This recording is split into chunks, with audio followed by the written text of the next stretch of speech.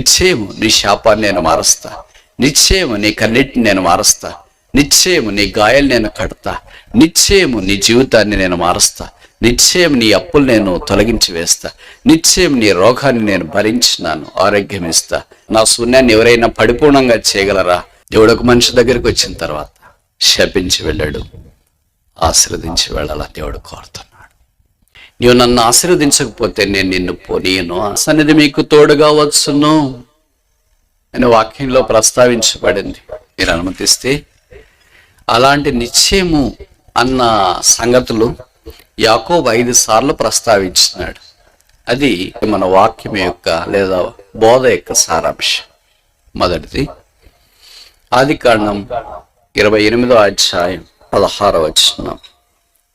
Genesis chapter 28 verse 16. యాకోబు నిద్ర తెలిసి నిశ్చయముగా యెహోవా ఈ స్థలమందున్నాడు. కనుక మొదటి నిశ్చయం ఏంటంటే ప్రజెన్స్ ఆఫ్ గాడ్, దైవ సాన్నిధ్యం. ఒక మనిషి దైవ సాన్నిధ్యాన్ని కంటే ఇక దేన్ని ఎక్కువ కోరుకోడు అనుకుంటా. విశ్వాసి డబ్బు కానీ, పేరు ప్రఖ్యాతలు కానీ, ధన ఘనతలు కానీ, ప్రభావం కానీ, ఐశ్వర్యం కానీ, లోకం యొక్క ఆకర్షణలన్నిటికంటే ఒక విశ్వాసి దేవుని యొద్ద నుండి కోరుకునేది ఏంటంటే దైవ సాన్నిధ్యం. మోషే అనే అపరభక్తులు అంటాడు కదా, మీరు మాతో కూడా రాని ఏళ్ళ మమ్మల్ని తోడుకుని వెళ్ళొద్దు. మోషే అంత తెలివైన వాళ్ళు, మోషే అంత చదువుకున్న వాళ్ళు, మోషే అంత పిలుపు కలిగిన వారు ఎవరు లేరంటే తప్పు కాదేమో. కనుక ప్రతి మానవునికి అవసరమైనది ఏంటంటే దైవ సాన్నిధ్యం. 16వ కీర్తన 11వ వచనంలో చెప్పబడింది, నీ సన్నిధిలో నిత్య సుఖములు కలవు. In thy presence is fullness of Joy. ఆయన సాన్నిధ్యాన్ని అనుభవించాలనే దేవుని యొక్క ఉద్దేశం. సంఖ్యాకాండము 6:24 నుండి 26 దాకా మొట్టమొదటి ఆశీర్వాద ప్రార్థనలో మనం అదే చూస్తాం. ఆయన సన్నిధిని దేవుడు మనిషినికి అనుగ్రహించాలని ఉద్దేశం. అదిక my presence shall go before the, నా సన్నిధి మీకు తోడుగా వచ్చును అని వాక్యంలో ప్రస్తావించబడింది. దేవుడు ప్రతి మానవునికి ఆయన సన్నిధిని అనుగ్రహించి నడిపించాలని ఉద్దేశం. ఆయన సాన్నిధ్యం కంటే గొప్పది ఏమీ లేదు. దైవ సాన్నిధ్యం, దివ్య సాన్నిధ్యం, దేవుని సాన్నిధ్యం. యాకోబుకి ఇంతదాకా అది లేదు. బహుశా తల్లిదండ్రుల సాన్నిధ్యం ఉందేమో, అన్న సన్నిధి ఉందేమో, ఇరుగు పొరుగు వారి యొక్క సన్నిధి ఉందేమో, దైవ సాన్నిధ్యం లేదు. అందుకే షూర్లీ గాడ్ ఈజ్ హియర్, నిశ్చయముగా దేవుడు ఇక్కడ ఉన్నాడు లేదా ఈ స్థలమందు ఉన్నాడు. దేవుడు ఉన్న దగ్గర దైవ సాన్నిధ్యం కూడా ఉంటుంది. దేవుడు దైవ సాన్నిధ్యాన్ని మనము విభజించలేము. అవిభాజ్యమైనవి, విడుదల చేయలేనంత సంధి చేయబడిన దైవ సాన్నిధ్యాన్ని విశ్వాసం అనుభవించాలని కోరుతూ ఉన్నాడు. అందుకే దేవుడు అబ్రహామును పిలిచినప్పుడు ఆదికాండంలో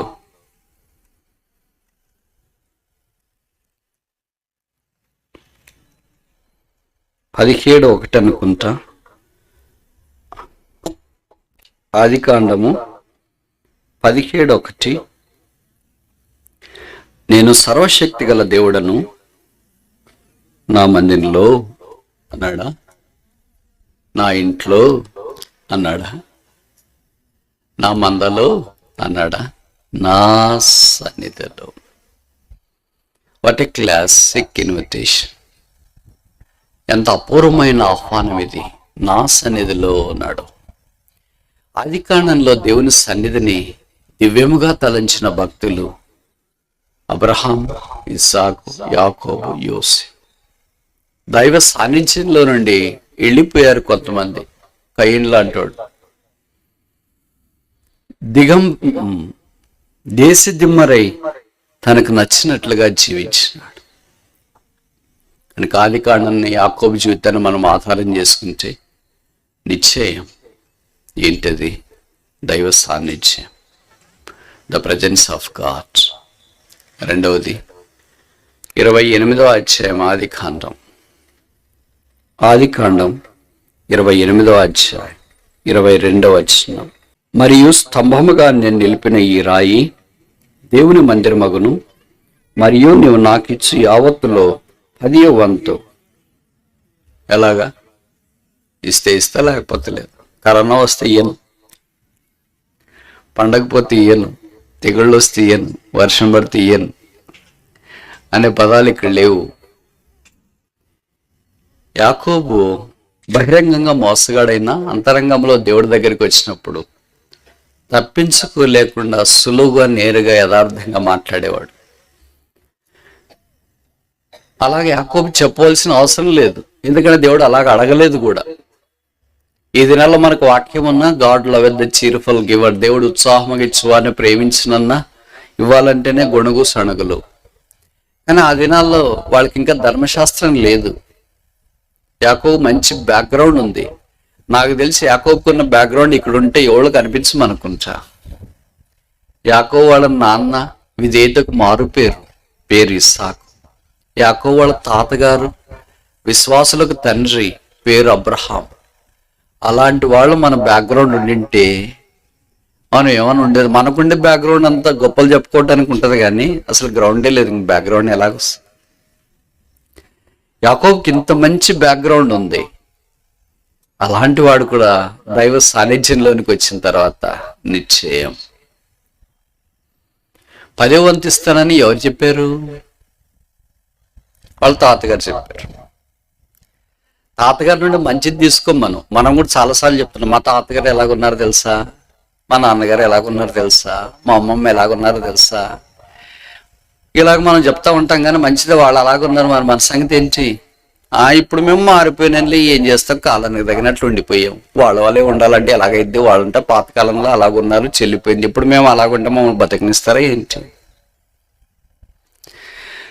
అబ్రహాము మెల్కీజెదకు ఎదుట దశమాంశములు ఇచ్చేది నేను ప్రమాణం చేసి, భవిష్యత్తు వాళ్ళ నాన్న ఇస్సాకేమని చెప్పాడేమో, లేదా దేవుని ఆత్మ ద్వారా యాకోబుకి తెలిసిందేమో. యాకోబు దశమాంశములు ఇవ్వాలని కోరాడు. బహుశా నేను ఎలాగంటే తప్ప, అది నాన్న బేతేల్లో రాత్రి ఎవరు లేకుండా ఒక్కడే ఉన్నప్పుడు, దేవునితో సందర్శించే అనుభవంలోనికి వచ్చినప్పుడు, దేవునితో ఆయన మాట్లాడటానికి పూనుకున్నప్పుడు 10వ వంతు నేను నీకు ఇచ్చేదను అని అంటే, ఆయన ద్వారా ఆయన నడుములో నుండి 12 గోత్రాలు, దాంట్లో గోత్రం యూదా గోత్రం, దాంట్లో వ్యక్తి దావీదు, ఆయన ద్వారా దావీదు కుమారుడని యేసు. ఆ యేసుక్రీస్తు ప్రభువుకు మనుషుడు చెల్లించవలసిన దాని అంతటినీ ఇదిగో ఇస్తున్నాను అన్నట్లుగా, బహుశా తనకు తెలియకుండానే తన నడుములో, అంటే మన భాషలో చెప్పాలంటే కడుపులో రాబోయే పుత్ర సంతానాన్ని గురించి అక్కడే ప్రవచించినాడంటే తప్ప, తన గర్భంలో లేవి కూడా ఉన్నాడు కదా, ఆ లేవిని గురించిన ప్రస్తావన కూడా ఈ ప్రవచనంలో ఉందంటే తప్ప, దైవమా ఎంత దురదృష్టి, ఎంత ఆధ్యాత్మికమైన దర్శనం, ఎంత సంచలనమైన తీర్మానాలు యాకోబు చేసాడో మనకు అర్థమవుతుంది. మనం చాలాసార్లు తీర్మానం చేస్తాం, కానీ నిల్చుండం. దాంట్లో నుండి తప్పిపోవటానికి ఎన్నో చేయవలసిన ప్రయత్నాలన్నీ చేస్తాం. దైవ భాగం, ఈ సంగతి నాకంటే మీకు బాగా తెలుసు. ఇది యాకోబు మనకు పరిచయం చేస్తున్నాడు. మన సంగతి ఏంటి మరి? నిశ్చయమా ఎంతకాలమైంది దేవుని భాగం ఇయ్యక? ఎప్పుడో ఇచ్చింటాం, మరలా ఇచ్చింటాం. ఈ మధ్యలో ఒక సహోదరుడు నాకు ఫోన్ చేసి చెప్పాడు, ఆయన డాక్టర్ అనుకుంటా, ఇక్కడ ఎవరైనా డాక్టర్లు ఉంటే మన్నించండి. ఎవరైనా ఆన్లైన్లో కూడా వింటున్నా వేరుగా అర్థం చేసుకోవద్దు. ఆయన అన్నాడు, బ్రదర్, ప్రభు బాగా నేను ప్రభువుకి ఇస్తున్నాను, దయచేసి నా కొరకు ప్రార్థన చేయండి. దీంట్లో కొత్త ఏముంది, గొప్ప ఏముంది అని అనుమానాలు వస్తాయి కదా, నాకు కూడా అలాగే వచ్చింది.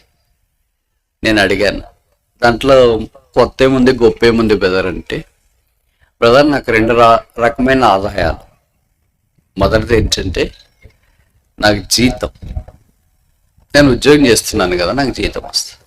రెండవది ఏంటంటే సాయంకాలం కన్సల్టెన్సీ ప్రాక్టీస్ పెట్టింటాను కదా, అది కూడా నాకు వస్తుంది.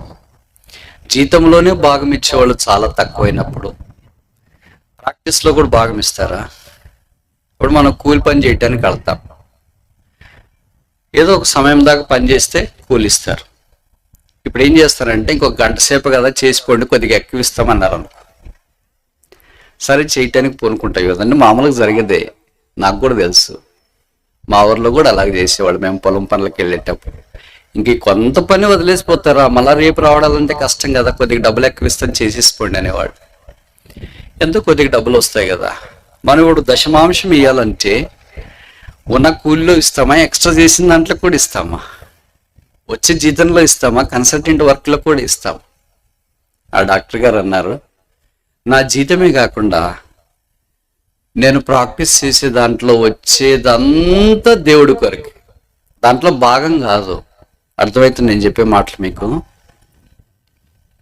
దాంట్లో 10%, 20%, 30% కాదు. నేను ఎందుకు ప్రాక్టీస్ చేస్తున్నాను, నేనంటే నేను కాదు, ఆ డాక్టర్ గారు ఎందుకు నేను ప్రాక్టీస్ చేస్తున్నానంటే దేవుని పరిచర్లకు ఉపయోగపడాలని నేను ప్రాక్టీస్ చేస్తున్నా. నా కళ్ళు చెమ్మగిల్లాయి. ఇలాంటి భక్తులు ఇంకా ఉన్నారా భూమి మీద?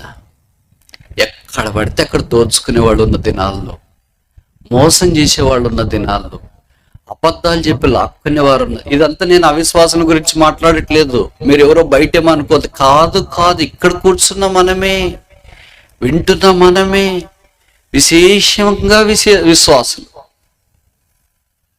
విశ్వాసులే కానీ విశ్వాసం ఉండదు. ఇలాంటి దినాల్లోన ప్రభు కొరకే తమ సమయాన్ని వెచ్చించి కొంత ప్రభువిస్తే దాని అంతటిని కలిసి తిరిగి ప్రభు పనికి ఇచ్చే చిన్న ఉద్యోగులు కాదు, పనిచేసే కూలివారు కాదు, చేతి పని చేసుకునేవారు కాదు, డాక్టర్స్. దైవమా ఇది ఏమిచ్చా? ఇప్పుడు చెప్పండి, అలాంటి వారిని దేవుడు ఆశీర్వదించడానికి వెనకని చేస్తాడా? అభ్యంతరం ఉంటుందా? ఈ కథ ఇక్కడ దాకా అయిపోతే నేను చెప్పాల్సిన అవసరం లేదనుకుంటా. ట్విస్ట్ ఏంటంటే నాకు కొన్ని ప్రశ్నలు ఎక్కువ ఉంటాయి, అందుకని నేను అడిగాను, బ్రదర్ మీకు జీతం ఎక్కువ వస్తుందా, కన్సల్టెన్సీది ఎక్కువ వస్తుందా? షాకింగ్ న్యూస్ తెలుసా? చెప్పండి మరి, మీరు గెస్ చేయండి, వైల్డ్ గెస్. నాకు జీతం కంటే కన్సల్టెన్సీ ప్రాక్టీస్లో ఎక్కువ వస్తుంది బ్రదర్ అన్నాడు. మీకు తెలుసో తెలియదు, ఒక డాక్టర్ ఒక ఆపరేషన్ చేస్తే ఆపరేషన్ బట్టి 1,00,000, 2,00,000, 3,00,000, 4,00,000 వస్తుంది.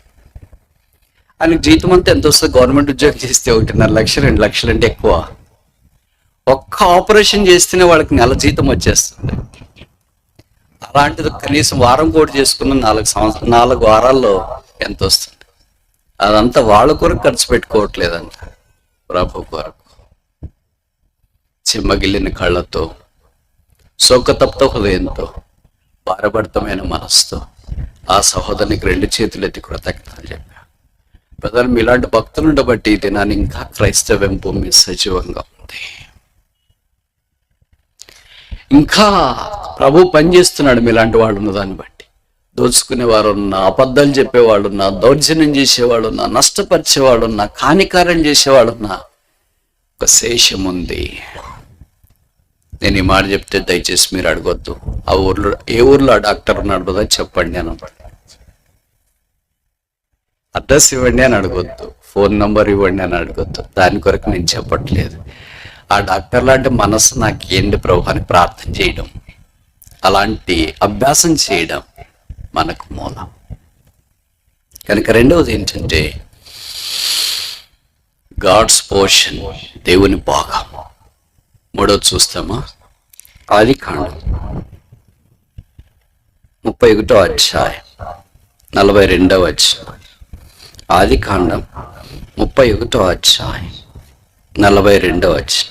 నా తండ్రి దేవుడు, అబ్రహాము దేవుడు, ఇస్సాకు భయపడిన దేవుడు నాకు తోడై ఉండని ఎడల నిశ్చయముగా నీవు నన్ను వట్టి చేతులతో పంపివేసి ఎందువు.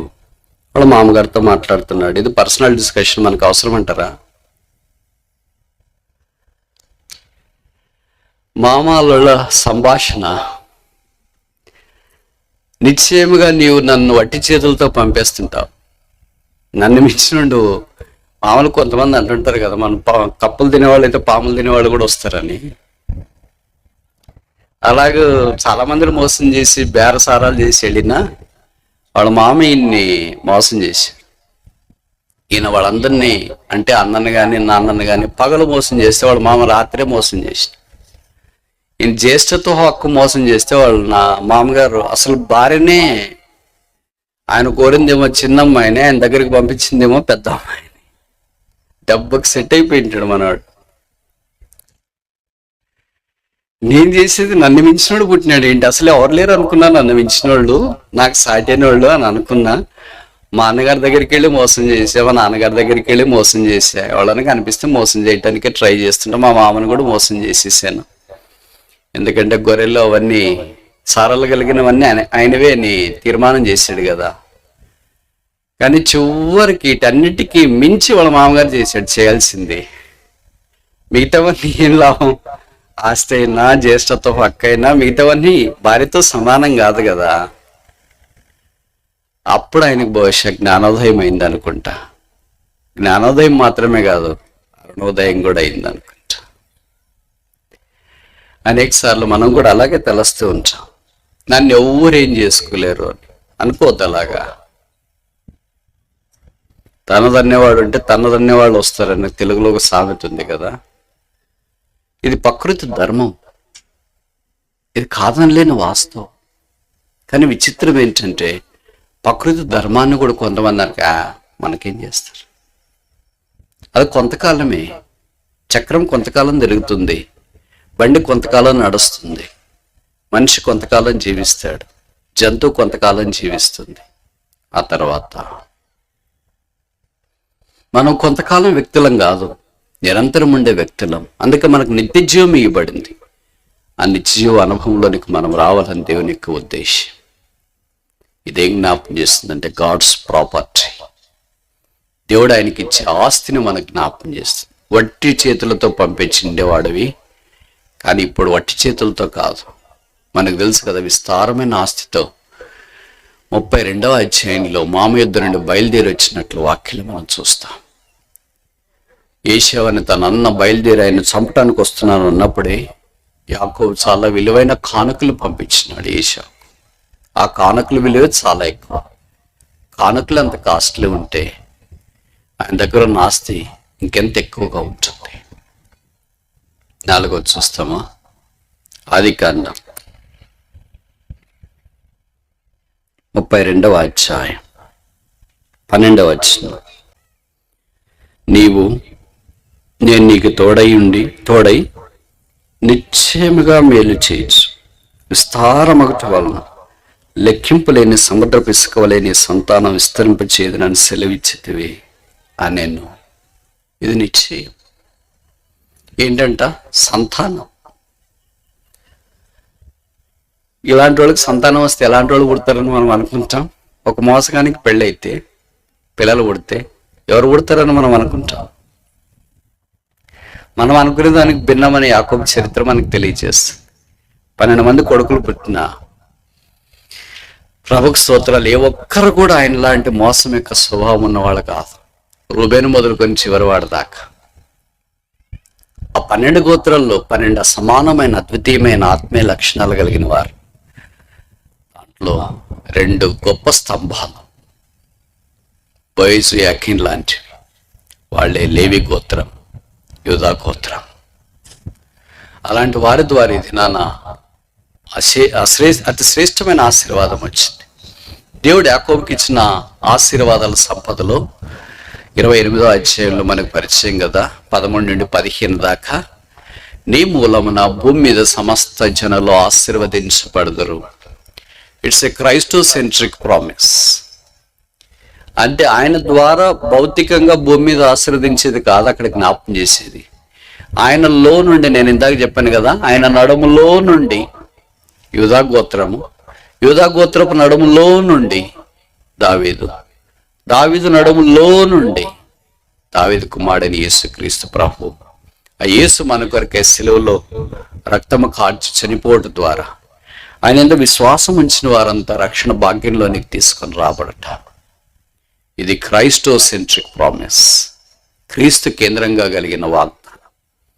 నీ సంతానం మూలం ఇతరులు ఆశీర్వదించబడదంటే యేసుక్రీస్తు ప్రభు యొక్క త్యాగాన్ని బట్టి మనం పొందిన ఆశీర్వాదమే అక్కడ ప్రస్తావించబడింది ప్రవచనారూపకంగా అని మనం గుర్తించాలి.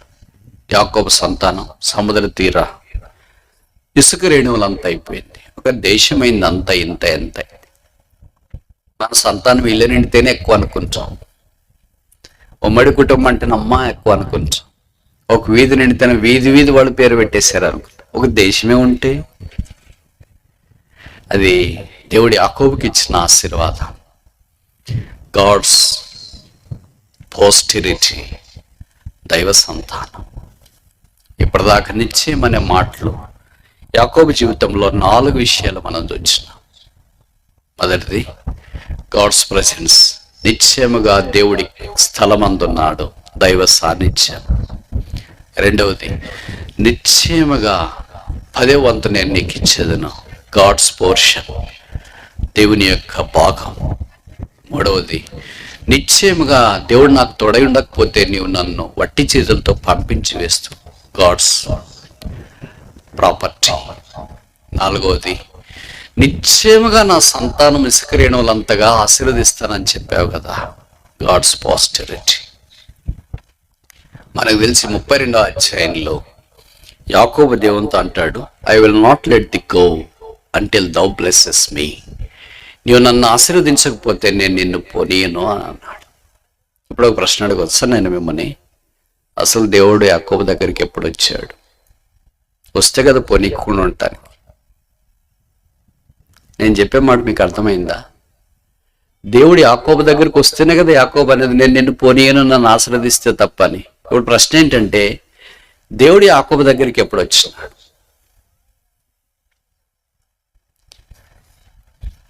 ఆ వచ్చిన స్థలమే 28వ అధ్యాయం. నిచ్చెన పైనుండి యాకోబు తన్నాడు, నేను నిన్ను విడువను, I will not leave you. నా శాపాన్ని ఆశీర్వాదంగా ఎవరైనా మార్చగలరా? దేవుడు ఒక మనిషి దగ్గరికి వచ్చిన తర్వాత శపించి వెళ్ళాడు, ఆశీర్వదించి వెళ్ళాలని దేవుడు కోరుతున్నాడు. అందుకే దేవా నేను నిన్ను విడువనయ్యా, విడువను. మనం కూడా దైవ సాన్నిధ్యంలో అలాంటి అనుభవంలోనికి వస్తే ఎంత బాగుంటాం. దేవుడు మన దగ్గరికి, యాకోబు దగ్గరికి అయితే ఆ దినాన్ని ఇచ్చిన రూపంలో వచ్చినాడు, ఇది నన్ను యేసు రూపంలో వచ్చినాడు, ఆశీర్వదించుట కొరకే వచ్చినాడు. భౌతిక ఆశీర్వాదం కాదు, అది ఆధ్యాత్మిక ఆశీర్వాదం. 5వ దాకా చూసి ముగిస్తామా? ఆదికాండం 46వ అధ్యాయం 4వ వచనం. Genesis chapter 46 verse 4. నేను ఐగుప్తునకు నీతో కూడా వచ్చేదను, అంతేకాదు నేను నిశ్చయముగా నిన్ను తిరిగి తీసుకొని వచ్చేదను. గాడ్స్ ప్రామిస్, దైవ వాగ్దానం. నిశ్చయముగా తీసుకొని వస్తా, I will surely bring you back. మనం ఆలోచించడానికి ఆరంభించిన మాట ఏంటంటే నిశ్చయము, ష్యూర్లీ. అబద్ధం కాదు ఇది చెప్పేది, మనిషి చెప్పే మాటలు కాదు ఇది, పరిచయమైన విశ్వాసులు చెప్పే మాటలు కాదు ఇది, ఎవరో రాజకీయ నాయకులు అధికారులు చెప్పే మాట కాదు ఇది. దేవుడు చెల్లిస్తున్న మాట నిశ్చయం, నిశ్చయం, నిశ్చయం, నిశ్చయం. చేరి వచ్చిన మనల్ని కూడా నిశ్చయముగా నీవు మానమగదువు అనే ఆదికాండంలో ప్రస్తావించబడిన దాని యొద్ద నుండి హెబ్రీ పత్రిక 6వ అధ్యాయం ప్రకారము నిశ్చయముగా నేను నిన్ను ఆశీర్వదించిన అనుభవంలోనికి దేవుడు తీసుకురావాలని కోరుతున్నాడు. ఒక మనుష్యుడు మానములో నుండి ఆశీర్వాదంలోనికి మానము ద్వారా మాత్రమే రాగలడు. ఈ మాట మీరు ఆలకించాలని కోరుతున్నాను. A man can come into the blessing from the death because of a death of a certain person. ఆ మనుష్యుడు మానములో నుండి ఆశీర్వాదంలోనికి రావడానికి మానం పొందే వ్యక్తి ఎవరు? ఆయన పేరే బైబిల్లో రాయబడింది. 1 తిమోతి 2:5. దేవుడు ఒక్కడే, దేవునికి నరులకును మధ్యవర్తి ఒక్కడే, ఆయనే క్రీస్తు యేసు నరుడు. మానవ సృష్టి పాపమునకు లోబడిపోయి దోబూచులాడుతూ పాపములో పుట్టి పెరుగుతూ పాపాన్ని ఆస్వాదిస్తూ పాపాన్ని తమ జీవిత ఆశయంగా చేసుకుని నడిచిపోతున్న ఈ మానవుని పాపము నుండి విడిపించుట కొరకై పావనుడైన యేసుక్రీస్తు ప్రభువారు మానవాకారాన్ని భూమి మీదకి దిగి వచ్చాడు. ఆయనలో పాపము లేదు, ఆయన పాపము చేయలేదు, పాపం మెరుగుడు. పవిత్రమైన పుణ్యమూర్తిగా మన పాపములన్నింటిని మోసుకోవటానికి దేవుని గొర్రెపిల్లగా ఈ భూమి మీదకి దిగి వచ్చి శిలువ మీదకి వెళ్ళాడు. ఆ శిలువలో తండ్రి యొద్ద నుండి పంపించబడిన దేవ గొర్రెపిల్లగా వేలాడదీయబడ్డాడు. బైబిల్లో రాయబడింది, మన అతిక్రమల కొరకు ఆయన గాయపరచబడను, మన పాపములు ఆయన మీద మోపబడను, మన సమాధానార్థమైన శిక్ష ఆయన పొందెను. ఆయన పొందిన దెబ్బల చేత మనకు స్వస్థత కలుగుతున్నది. 6000 సంవత్సరాల మానవ చరిత్రలో పాపి కొరకు పరిశుద్ధుడు జన్మించడం మాత్రమే కాదు, జీవించడం మాత్రమే కాదు, మరణించడం ఒకే ఒక్కసారి జరిగింది. అదే యేసుక్రీస్తు ప్రభువారు. పాప సహితునిలో నుండి పాప రహితుడు రాగలిగిన ఎంత బాగుండు. యోబు గ్రంథంలో చెప్పబడిన మాట, పాప సహితునిలో నుండి పాప సహితుడే వస్తాడు, కానీ పాప రహితుడు ఎలాగొస్తాడు? ఆ ఒకే ఒక్క పాపరహితుడు, ఆయన పేరే యేసు ప్రభు. ఆయన ఈ భూమి మీద ఉన్నప్పుడు అన్నాడు, నాలో పాపం ఉన్నదని మీలో ఎవడు స్థాపించగలడు? పాపం మెరుగ నా యేసు మనందరి పాపాలు శిలువలో మోసుకొని పాపంగా చేయబడి ఆయన మరణించిన,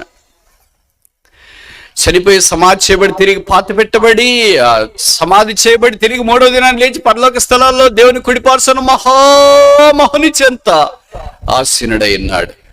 ఇప్పుడు నిశ్చయముగా మరణమవుతున్న మానవుణ్ణి నిశ్చయముగా దేవుడు ఆశీర్వదించాలని కోరుతున్నాడు. దైవమా, ఇది ఏమి ప్రేమ! అంటే ఇప్పుడు మరణం లేదా మనకు?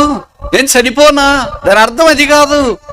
భౌతికమైన మరణం ఉండొచ్చు, కానీ నా మాట విని నన్ను పంపిన వాని యందు విశ్వాసం ఉంచువాడు తీర్పులోనికి రాక మరణములో నుండి, యోహాను 5:24, జీవములోనికి దాటి ఉన్నాడు. He has translated from death to the eternal life.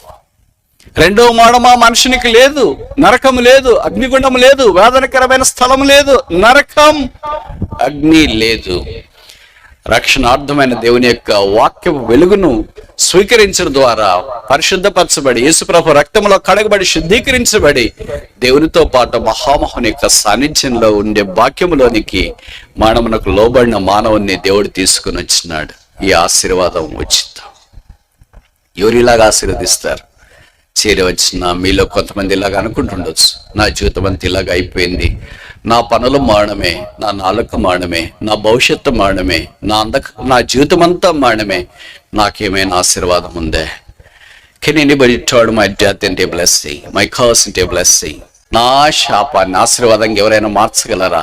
నా మరణాన్ని ఎవరైనా జీవంగా మార్చగలరా? నా శూన్యాన్ని ఎవరైనా పరిపూర్ణంగా చేయగలరా? నా బ్రతుకును, నా పాపాన్ని ఎవరైనా పరిశుద్ధపరచగలరా? నా జీవితాన్ని ఎవరైనా మార్చగలరా? నా కన్నిటిని ఎవరైనా తుడవగలరా? నన్ను ఎవరైనా బాగు చేయగలరా? అలాంటి ప్రశ్నలు నీవు హృదయంలో దొర్లాడుతూ ఉంటే జవాబు ఒకటే, ఒకే ఒక వ్యక్తి, ఆయన పేరే యేసు. ఆయన నిశ్చయంగా చేస్తానని సెలవిస్తున్నాడు. నిశ్చయము నీ మరణాన్ని నేను మారుస్తా, నిశ్చయము నీ శాపాన్ని నేను మారుస్తా, నిశ్చయము నీ కన్నిటిని నేను మారుస్తా, నిశ్చయము నీ గాయాలు నేను కడతా, నిశ్చయము నీ జీవితాన్ని నేను మారుస్తా, నిశ్చయం నీ అప్పులు నేను తొలగించి వేస్తా, నిశ్చయం నీ రోగాన్ని నేను భరించినాను, ఆరోగ్యం ఇస్తా, నిశ్చయము నిన్ను పరలోక రాజ్యానికి నేను తీసుకుని వెళతా. యేసు రక్తం ప్రతి పాపం నుండి మనల్ని కడిగి పోర్తిలుగా చేస్తుంది. ఈ నిశ్చయంగా చేసి దేవుని యొక్క సన్నిధిలోనికి రావా? జవాబేంటి?